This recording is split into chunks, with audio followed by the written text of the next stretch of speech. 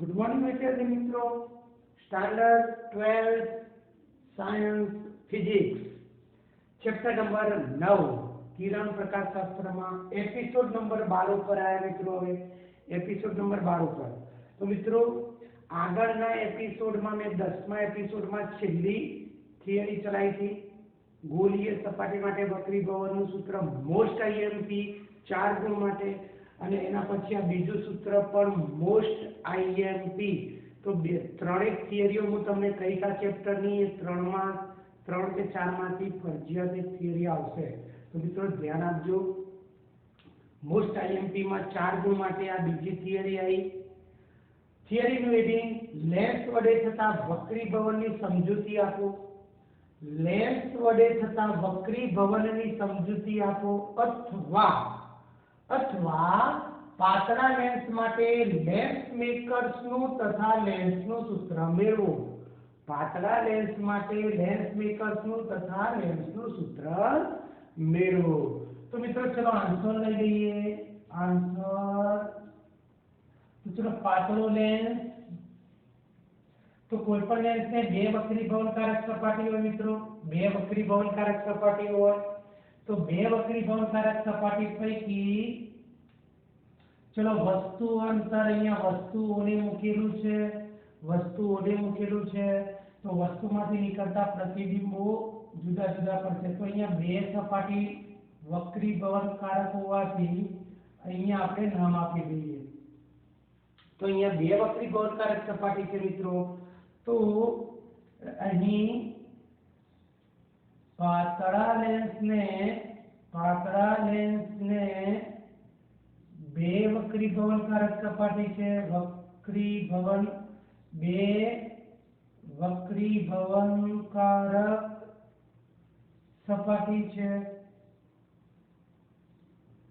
तेथी वाराफरती बंने सपाटी वडे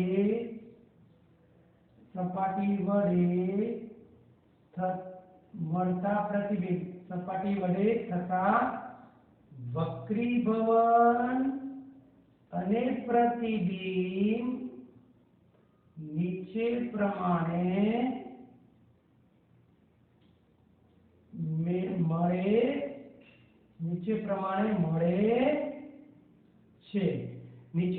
मित्रों મળે છે। तो चलो अहींया हूँ वक्रीभवनकारक सपाटी पहली लई लऊं। आ पहली सपाटी वक्रीभवनकारक अने आ बीजी वक्रीभवन। तो प्रथम सपाटी एक माटे तो प्रथम सपाटी एक माटे चलो हूँ आकृति दोरूं अहींया। तो आ सपाटी थई जशे ए बी सी। चलो आ सपाटी मांथी अहींया बिंदुवत वस्तु ओ छे तो वस्तु अंतर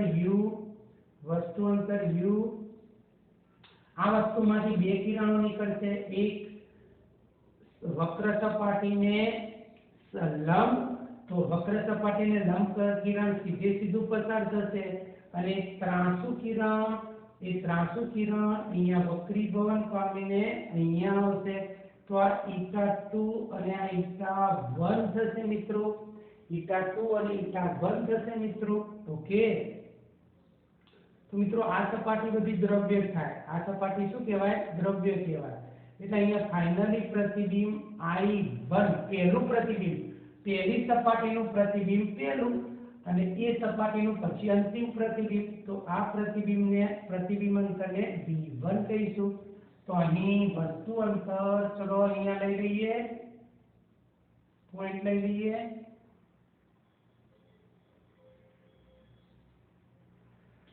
चलो वस्तु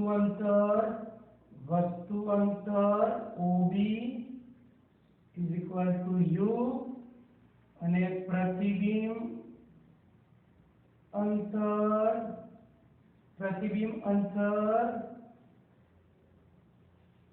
BI1 એટલે V, प्रतिबिंब अंतर BI1 એટલે V। चलो ओके તેથી वक्रीभवन सपाटी माटे વક્રીભવન સપાટી માટેનું સૂત્ર મિત્રો વાપરીએ તો સૂત્ર શું થશે -η1/u।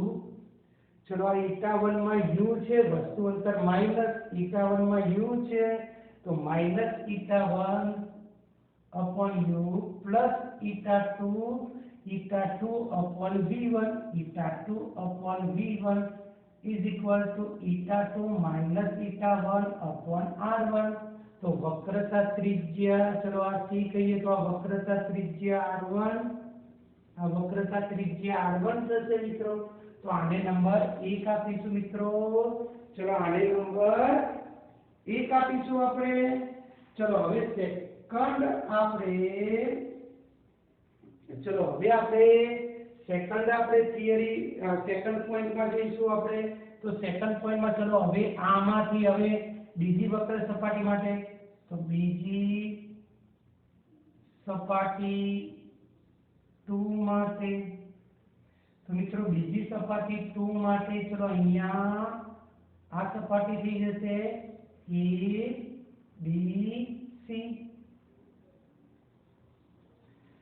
तो मित्रों जे चलो अहिया पहलू प्रतिबिंब अहिया जे चलो वस्तुमांथी अहिया वक्रीभवन चलो आ η2 થશે, આ η2 થશે અને આ થશે η1, આ થશે η1, આ η2 અને આ η1 થશે મિત્રો।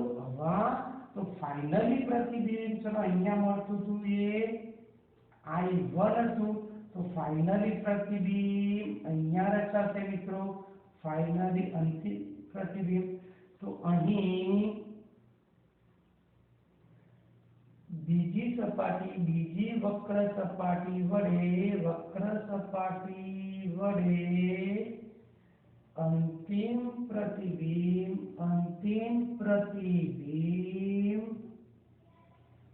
I પર મળે છે।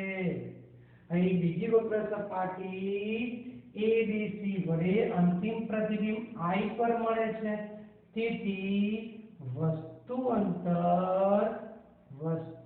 અંતર ચલો વસ્તુ તો આ પ્રતિબિંબ મળે તો આ વસ્તુ અંતર થઈ જશે મિત્રો। આ વસ્તુ અંતર થઈ જશે u, તો di1 અને વસ્તુ અંતર હંમેશા માઈનસ ગણાય મિત્રો। તો વસ્તુ અંતર v1 છે, અહીંયા શું છે v1 છે, આ જે વસ્તુ અંતર તો માઈનસ v1 ગણાશે વસ્તુ અંતર। ઓકે, અને પ્રતિબિંબ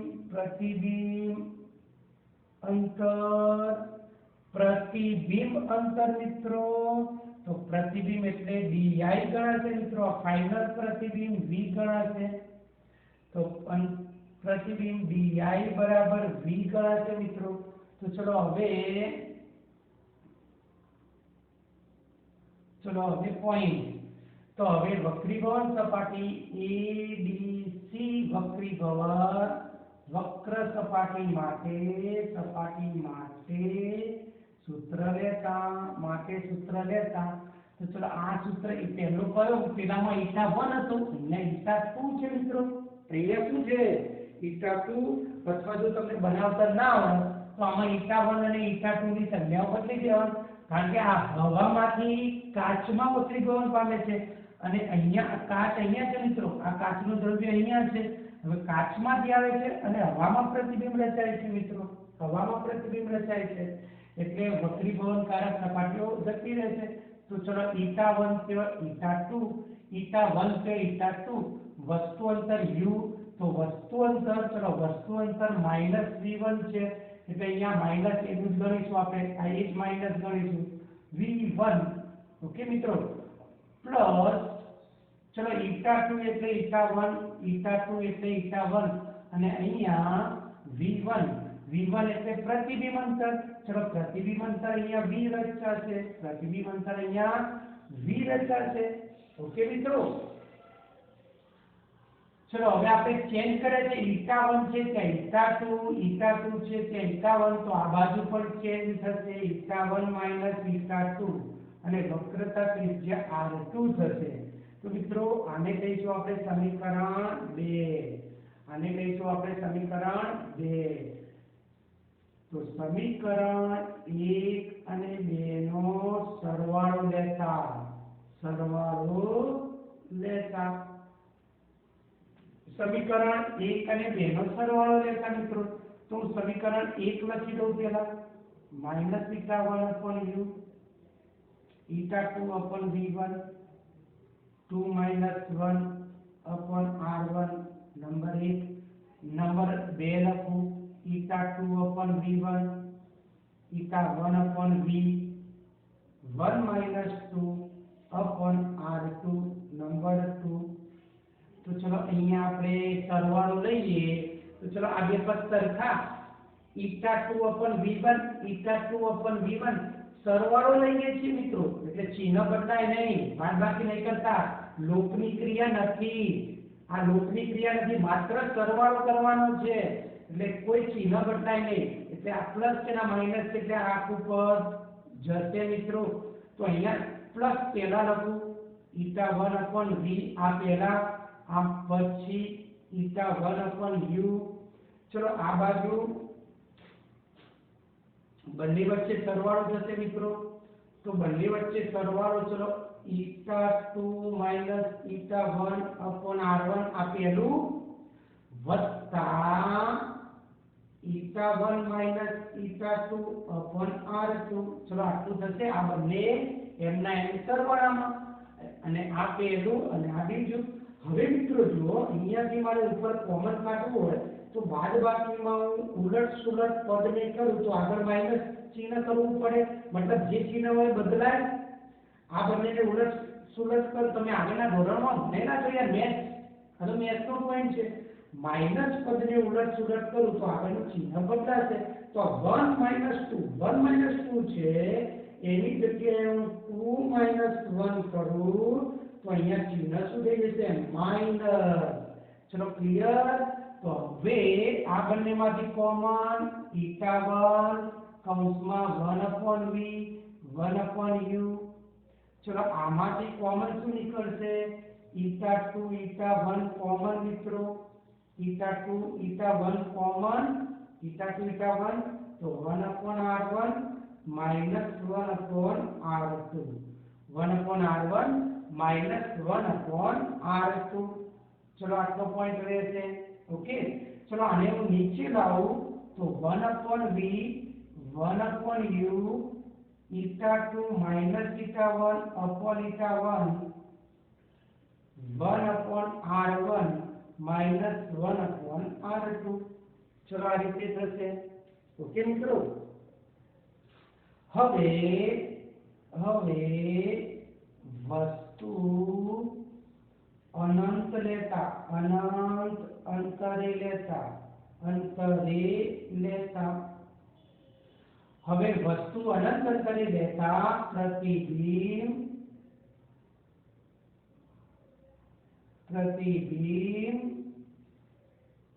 f पर मळे छे मित्रों विधान लखવું પડે वस्तु अनंत अंतरे लेता प्रतिबिंब f पर मळे छे તેથી વસ્તુ અંતર ઇન્ફાઇનાઇટ વસ્તુ અનંત અંતર એટલે વસ્તુ અંતર ઇન્ફાઇનાઇટ અને પ્રતિબિંબ f પર મળે છે પ્રતિબિંબ અંતર એટલે કેન્દ્ર લંબાઈ તો ચલો આ કન્ડિશન હું અહીંયા એપ્લાય કરું તો 1/v v ની જગ્યાએ f 1/f minus 1/v u u એટલે ઇન્ફાઇનાઇટ એટલે 1/ઇન્ફાઇનાઇટ એટલે 0 મિત્રો 0 u ની જગ્યાએ ઇન્ફાઇનાઇટ નો વ્યસ્ત 0 થશે એટલે મિત્રો વધશે η2 -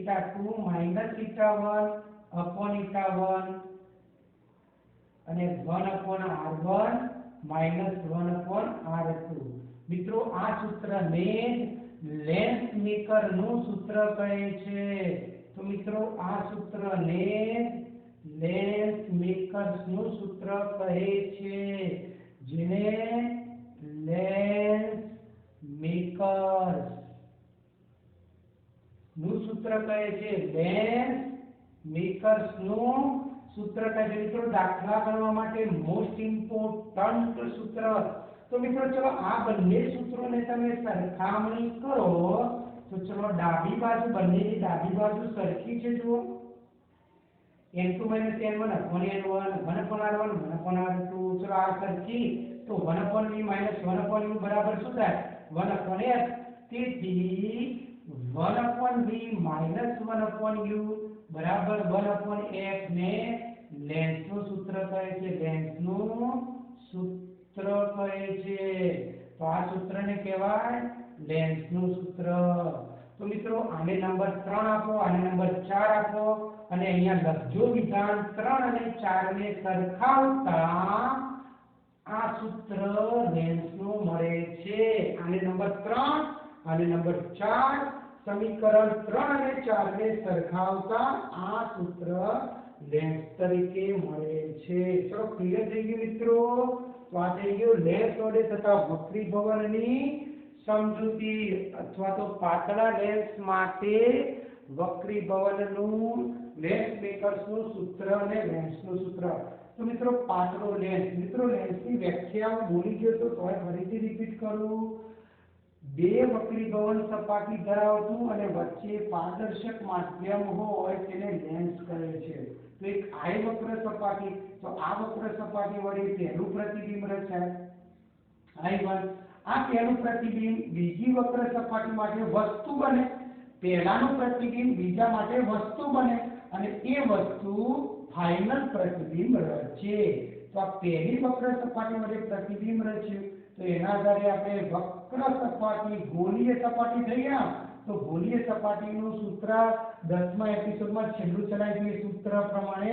કિંમત η1 u minus η1 u વસ્તુ અંતર માઈનસ હોવાથી અને η2 upon v1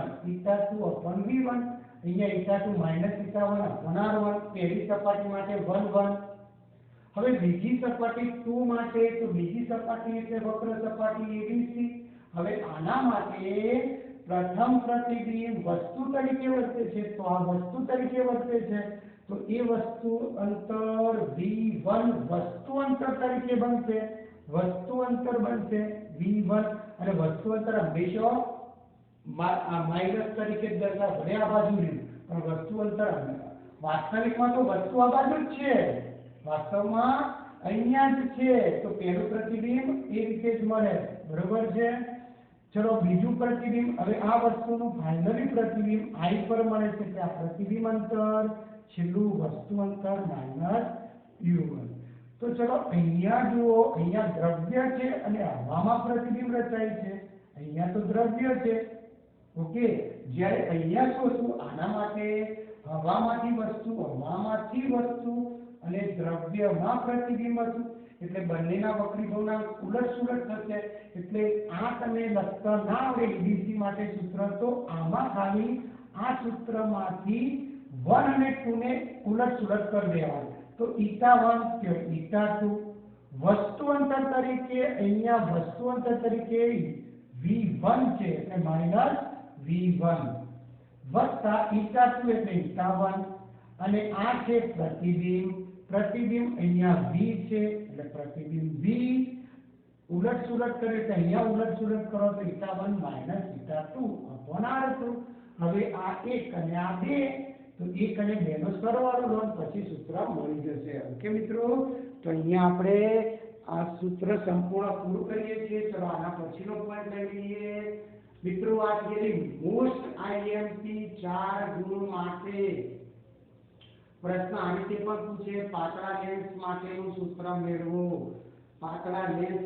સૂત્ર મેળવો ચલો મિત્રો લેન્સનું સૂત્ર મેળવો એ રીતે કે તોય તમારે આ રીતે સાબિત કરવું પડશે 10મામાં તો એ રીતે ને પણ આ રીતે સાબિત કરવું પડે ઓકે તો એ લેન્સનું સૂત્ર પણ કોને આપ્યું લેન્સ મેકર છે કોને આપ્યું મિત્રો લેન્સનું સૂત્ર લેન્સ મેકર તો મિત્રો આ સૂત્ર ઉપરથી હવે આપણે દાખલા ગણીશું તો લેન્સ મેકર્સનું આ સૂત્ર યાદ રાખજો 1/f η2 minus η1 upon η1 1/r1 minus 1/r2 આમાં કોને શું કહેવાય હું તમને દાખલા ગણતી વખત સમજૂતી આપો એટલે ધ્યાન આપજો ઓકે મિત્રો ચલો દાખલા વખતે સમજૂતી આપો દરેકની તો એ ધ્યાન રાખીને જો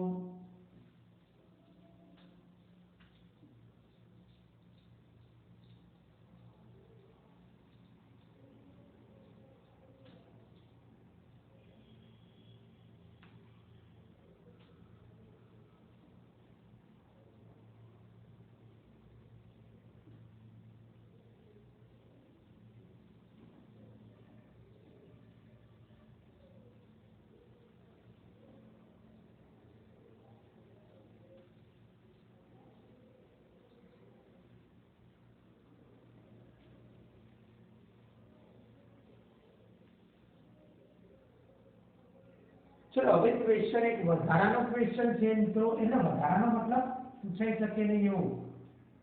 લેન્સ એટલે શું? લેન્સ એટલે શું? લેન્સ એટલે શું? તેના પ્રકાર જણાવો. તો વ્યાખ્યા: બે વક્ર સપાટી બે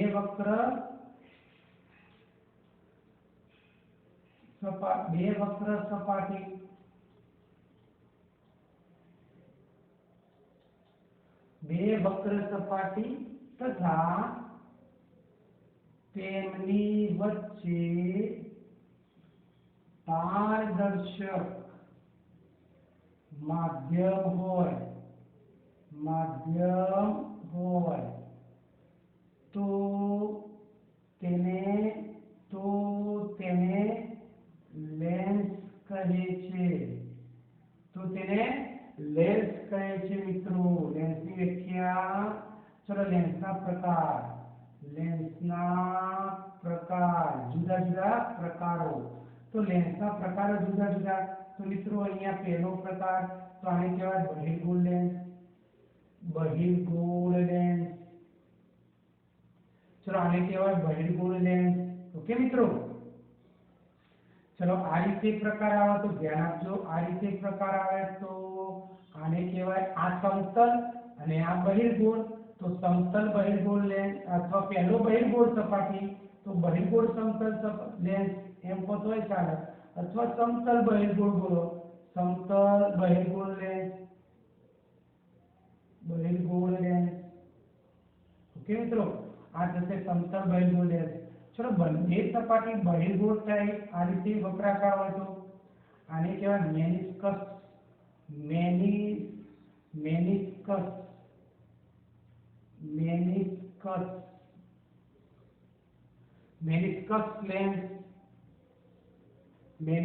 લેન્સ. ઓકે મિત્રો, ચલો આ રીતે સપાટી હોય તો આને કહેવાય અંતર્ગોળ લેન્સ.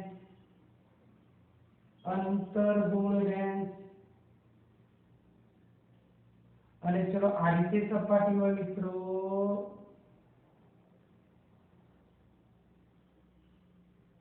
તો આને કહેવાય સમતલ અંતર્ગોળ લેન્સ.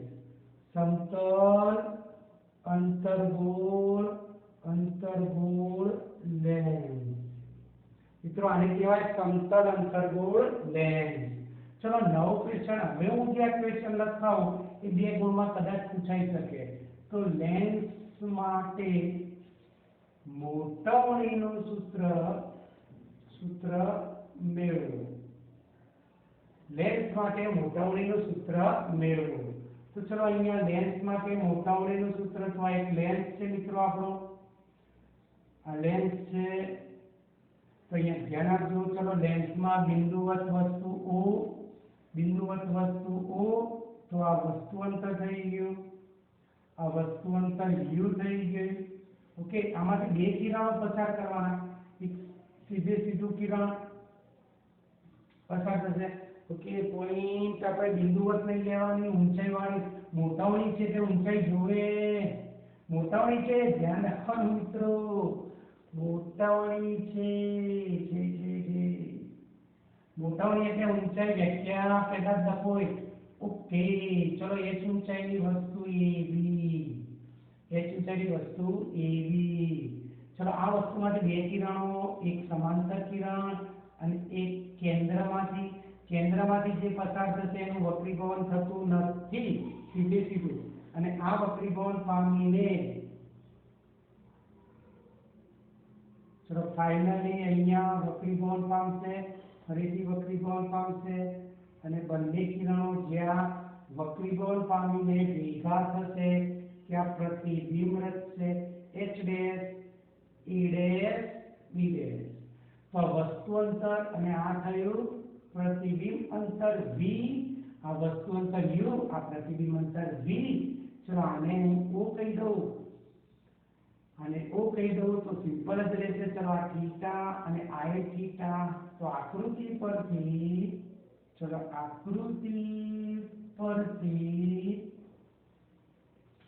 ચલો મોટાવણીની વ્યાખ્યા પછી તમને આવડે ને, મોટાવણીની વ્યાખ્યા લખવી પડે મિત્રો. મોટાવણીની વ્યાખ્યા પ્રતિબિંબ ઊંચાઈ અને વસ્તુ ઊંચાઈના ગુણોત્તરને મોટાવણી કહે છે, જેને m વડે દર્શાવાય છે. તો મિત્રો લખજો, જગ્યા નથી, સાબિત કરવાનું છે એટલે હું લખતો નથી. તો અહીંયા લખજો વ્યાખ્યા, પહેલી વ્યાખ્યા,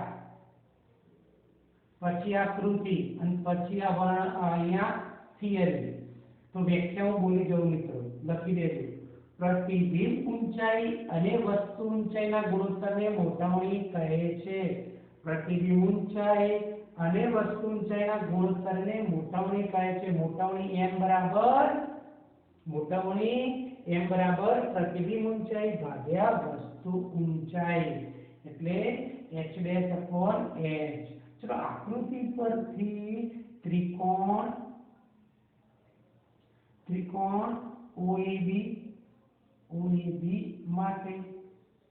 OAB માટે tan થીટા, ચલો tan થીટા સામેની બાજુ ભાગ્યા પાછળની બાજુ, સામેની બાજુ ભાગ્યા પાછળની બાજુ. સંને એપ્લાય કરીએ તો ઉપરની તરફ ધન, વસ્તુ અંતર માઈનસ. ઓકે, તથા ત્રિકોણ OAB'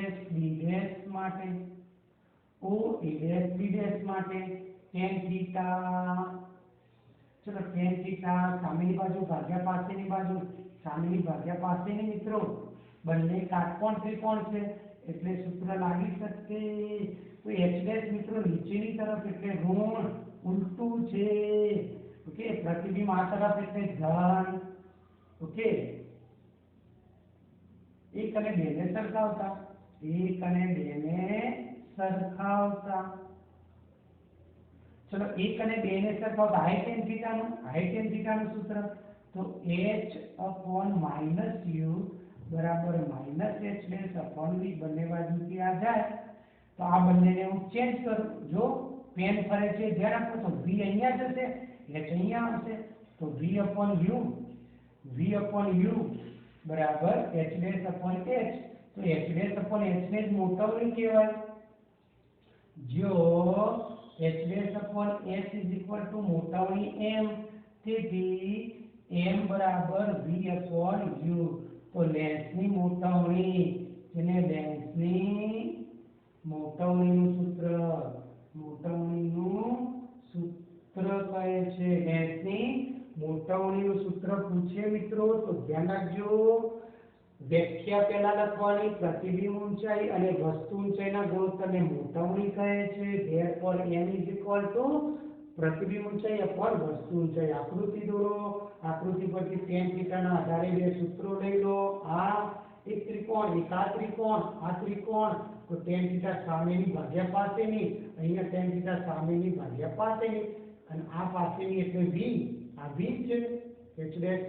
ઓકે, આ બાજુના અંતરો ઋણ, આ બાજુના અંતરો ધન, તો આ બાજુ વસ્તુ અંતર માઈનસ, વસ્તુ સીધી એટલે પ્લસ. અહીંયા પ્રતિબિંબ નીચેની તરફ એટલે માઈનસ, વસ્તુ આ બાજુ એટલે ધન, બંનેને સરખાવે એટલે મોટાવણી મળી ગઈ. ઓકે મિત્રો, તો મોટાવણીનું સૂત્ર લખી લેજો દરેક વિદ્યાર્થી મિત્રો. ચલો પોઈન્ટ હવે ધ્યાન આપજો. મોટાવણી માટે ખાસ હું તમને એક સૂત્ર વધારાનું એક્સ્ટ્રા સૂત્ર MCQ સોલ્વ કરવા માટે બે સૂત્ર લખાવું. આને અરીસા માટે લખાયેલા છે મિત્રો. તો મોટાવણી f+u/f થાય વસ્તુ અંતર માટે, અને પ્રતિબિંબ અંતર ચલો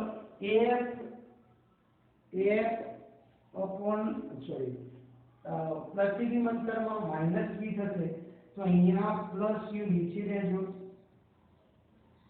f/f+u, અને અહીંયા થશે f-v/f. તો પ્રતિબિંબમાં ઉપર આવશે અને માઈનસ, અને વસ્તુમાં નીચે આવશે પ્લસ. તો યાદ રાખવાનું, વસ્તુ અંતર હંમેશા માઈનસ એટલે પ્લસ ગણવાનું, વિરુદ્ધ, અને પ્રતિબિંબ અંતર પ્લસ હોવાનું તો માઈનસ ગણવાનું. તો વસ્તુ અંતર અને કેન્દ્ર લંબાઈ હોય તો મોટાવણી આ સૂત્રથી મળશે, અને પ્રતિબિંબ અને કેન્દ્ર લંબાઈ હોય તો મોટાવણી આ સૂત્રથી આપણને મળશે. તો ચલો લેન્સની વ્યાખ્યા થઈ ગઈ, એના પ્રકાર થઈ ગયા, એની મોટાવણી થઈ ગઈ. તો મોટાવણી ધ્યાન રાખવાનું મિત્રો, આભાસી અને ચત્તુ પ્રતિબિંબ હોય, આભાસી અને છતું પ્રતિબિંબ હોય તો મોટાઓની ધન, વાસ્તવિક અને ઉલટું પ્રતિબિંબ હોય તો મોટાઓની ઋણ મળે. એવું ના હોય કે લેન્સમાં મોટાઓની ધન જ મળે. આભાસી અને છતું હોય પ્રતિબિંબ તો મોટાઓની ધન મળે, વાસ્તવિક અને ઉલટું હોય પ્રતિબિંબ તો મોટાઓની ઋણ મળશે. ઓકે મિત્રો, તો ચલો આ પણ પોઈન્ટ પૂરો થઈ ગયો. લેન્સની વ્યાખ્યા થઈ ગઈ, તેના પ્રકાર થઈ ગયા.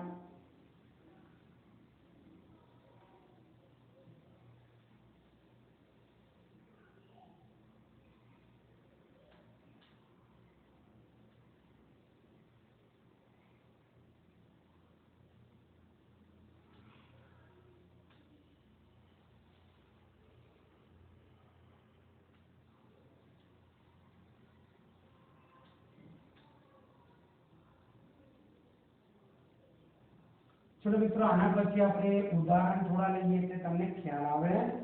ઉદાહરણ પર જતા રહીએ એટલે તમને થોડો ખ્યાલ આવે. તો મિત્રો આપણે ઉદાહરણ લઈ લઈએ. આના પછીનો પોઈન્ટ આપણે ઉદાહરણ ઉપર જઈએ તો દરેક વિદ્યાર્થી મિત્રો પુસ્તક જોવે, પુસ્તક પોતાની સાથે રાખે. દરેક વિદ્યાર્થી મિત્રો પુસ્તક પોતાની સાથે રાખો. તો આપણે ઉદાહરણ તરફ જતા રહીએ. દરેક વિદ્યાર્થી મિત્રો પુસ્તક સાથે રાખો. તો આપણે ઉદાહરણ તરફ જઈએ. તો આપણે ઉદાહરણમાં કેટલા દાખલા ગણ્યા છીએ? 9.6 ગણાઈ દીધેલો છે મિત્રો, મેં તમને યાદ હોય તો. હવે 9.7 જાદુગર વાળો દાખલો હોય મિત્રો. 9.7 તો ઉદાહરણ 9.7 મિત્રો. તો ઉદાહરણ 9.7 માં ચલો પહેલા તો હું સૂત્ર સમજાવું મિત્રો. પાતળા લેન્સનું સૂત્ર સમજાવું. પાતળા લેન્સ માટે આ સૂત્ર લઈ લો મિત્રો. પાતળા લેન્સનું આ સૂત્ર યાદ રાખજો, કારણ કે દાખલો એક તો થિયરી નહીં હોય તો દાખલો એક તો આવશે જ. અને આના દાખલા 4 ગુણમાં આવી શકે, 2 ગુણમાં આવી શકે, 1 ગુણમાં આવે. તો લેન્સ, પાતળા લેન્સ માટે લેન્સ મેકર્સનું સૂત્ર η2 η1/η1 અને 1/r1 - 1/r2. તો મિત્રો ધ્યાન આપવાનું. આ તો તમે જાણો છો કેન્દ્ર લંબાઈ. હવે η2 η1 કોને લેવું યાદ રાખવાનું. η2 એટલે કાચનો વક્રી ગુણાંક. એટલે જે લેન્સ હોય, લેન્સ કાચનો જ હોય મિત્રો, લેન્સ કાચનો જ હોવાનો. તો લેન્સનો જ વક્રી ગુણાંક લખી દો. લેન્સનો વક્રી ગુણાંક, વક્રી ગુણાંક η2. અને η1 એટલે લેન્સ જો મૂક્યો, હવા મૂક્યો હોય તો η1 હવાનો વક્રી ગુણાંક. જો લેન્સ હવામાં મૂક્યો હોય તો હવાનો વક્રી ગુણાંક.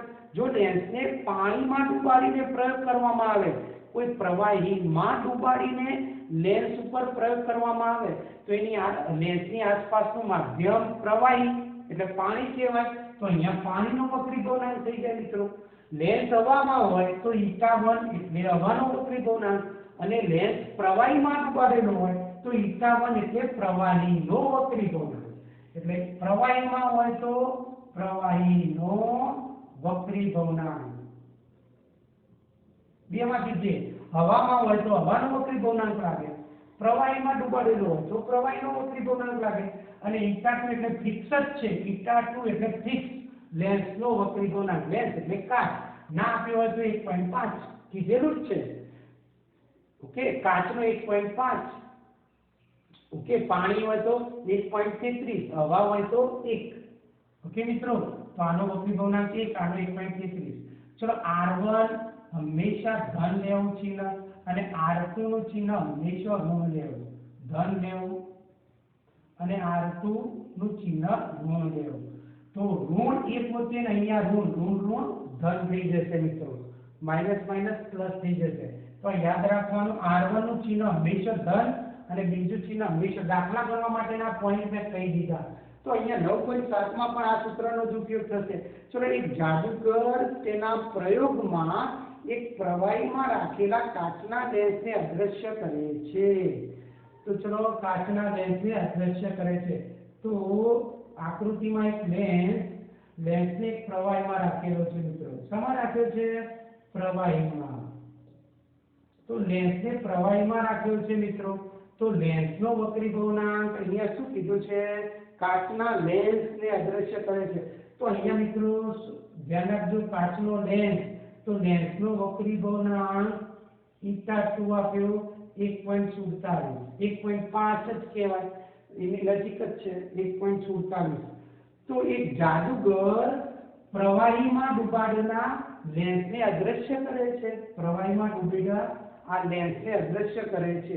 તો પ્રવાહીનો વક્રી ભવનાંક કેટલો, તો આ પ્રવાહીનો η1 કેટલો મિત્રો ખબર પડી ગઈ? અહીંયા મેં લખ્યું છે બધું। η1 એટલે જો પ્રવાહીમાં ડૂબાડેલો હોય તો પ્રવાહીનો વક્રી ભવનાંક કહેવાય η1, અને હવામાં લેન્સ હવામાં હોય તો હવાનો વક્રી ભવનાંક η1 ક્લિયર। તો η1 બદલાઈ શકે, η2 બદલાય નહીં, η2 એટલે લેન્સનો વક્રી ભવનાંક। ઓકે, તો η1 કેટલો હોવો જોઈએ? તો મિત્રો ધ્યાન રાખવાનું, પ્રવાહીમાં આન્સર, પ્રવાહીમાં લેન્સને અદ્રશ્ય થવા માટેની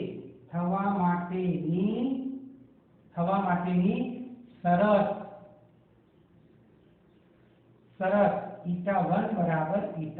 આ શરત મિત્રો, કોઈ પણ પ્રવાહીમાં લેન્સને ડૂબાડવામાં આવે તો લેન્સનો વક્રી ભવનાંક અને પ્રવાહીનો વક્રી ભવનાંક એક સરખો થાય તો એ લેન્સ તમને દેખાય નહીં, અદ્રશ્ય લાગે।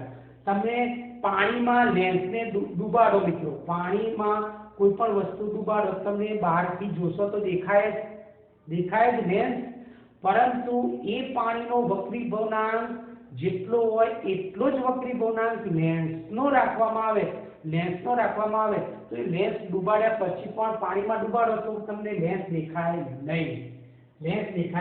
તો પ્રવાહીમાં લેન્સને અદ્રશ્ય થવા માટેની શરત, બંને વક્રી ભવનાંક સરખા થવા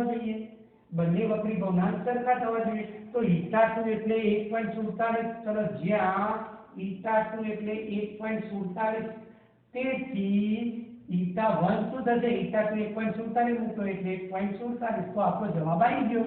તેથી પ્રવાહીનો વક્રી ભવનાંક,